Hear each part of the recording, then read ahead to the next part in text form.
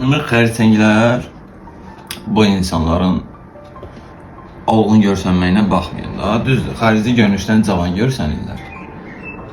Amma daxili görünüşlərində bir uşaq yatır, körpə uşaq. Hansı ki, bu körpə uşağı hər insan oyada bilməz.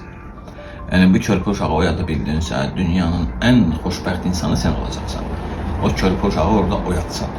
Yox, bir xərçəngin daxilində ki, o körpə uşağı sən öldürdünsə, dünyanın ən bədbəxt insanı olacaqsan. Çünki səni nə görmək istəyəcəklər, nə danışmaq istəyəcək. Hətta belə deyim, sən şu bastırılmış bir insansan, yaşayan bir ölüsən başa düşdün.